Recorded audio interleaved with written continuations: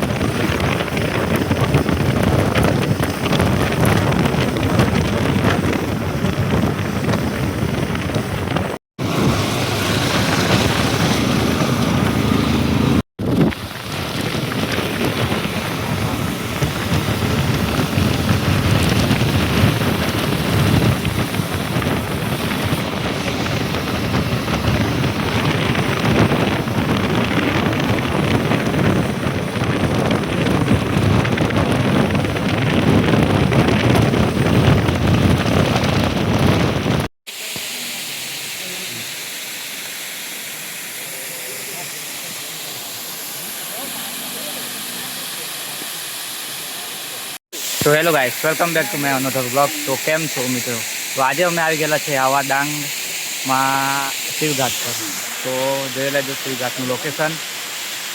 તો અમારી સાથે છે માતા છે, પછી આ ભાઈબંધ લોકો આવેલા છે સુરતથી, હાઈ કરી દેજો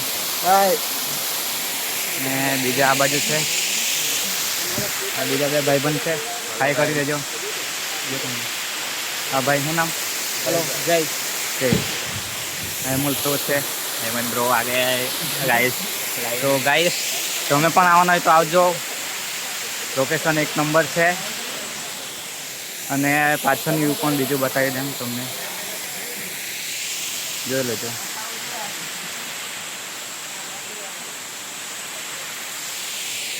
તો મિત્રો આ આઈ થિંક વઘઈથી 30 કિલોમીટર છે। તો અમે જવાના છે સાલહેર, તો બની રહેવો અમારા વ્લોગમાં। અને સુંદર નજારો જોઈ શકો છો તમે। આ નીચે ઉપરથી જે વોટરફોલ આવે છે ને, તેનું પાણી નીચે જાય છે ઘાટમાં, ને તમે જોઈ શકો છો એટલું મસ્ત ધોધ વોટરફોલ છે। તો ઘણા લોકો અહીંયા ફોટોશૂટ કરે છે। પછી અમે નીકળી ગયા સાલહેર જવા માટે। રસ્તામાં એટલા સુંદર સુંદર ઘરો આવે છે, વાવ! મસ્ત ગાય ભેંસ બકરી મસ્ત બધા ચરાવવા માટે જાય છે। આજુબાજુ લીલુંછમ તમે જોઈ શકો છો, અને સૂરજ જોઈ શકો છો, મસ્ત ઉગી ગયો છે અત્યારે।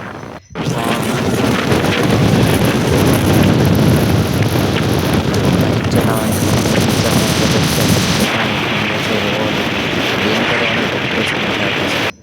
ને બધા પર છે એક્સેસ, અને માસા પર છે સ્પ્લેન્ડર, ને મારી પાસે છે એફઝેડ। તો લીન કરવાની તો મજા કંઈ અલગ જ છે આમાં। ને રસ્તા તમે જુઓ કે મસ્ત લીન કરી શકાય એવા છે। અને જોઈએ ક્યારે પહોંચીએ સાલહેર। સવારનું સુંદર વાતાવરણ, ઠંડી હવા, સુંદર રસ્તાઓ, બાઇક ચલાવવાનો અનુભવ શબ્દમાં કહી શકાય એવો નથી। રસ્તામાં જ્યાં નજર પડે ત્યાં કુદરતનો એકદમ સુંદર નજારો જ દેખાય છે। સુંદર હરિયાળી આજુબાજુ, કે સુંદર ખેતરો બનાવેલા છે। અહીંયાના લોકોએ ડુંગર તોડીને રસ્તાઓ બનાવ્યા છે, વાવ! એક નંબર વ્યૂ છે, શબ્દમાં તો આને કંઈ કહી જ નહીં શકાય। અને કુદરતની કલા જો આટલું સુંદર બનાવેલું છે આપણું ડાંગ। આ ડાંગ પતે પછી આવી જશે મહારાષ્ટ્ર। તો આ મહારાષ્ટ્ર જ છે, અત્યારે ચાલુ થઈ ગયેલું છે, સ્ટાર્ટ થઈ ગયેલું છે। અને આગળનો જે ફોર્ટ દેખાય છે સાલહેરનો ફોર્ટ છે, તો અમે ત્યાં જવાના છે। પણ હજુ બહુ હેવી પણ રસ્તા આવતા છે, તે ત્યાં જવાનું છે અમારે।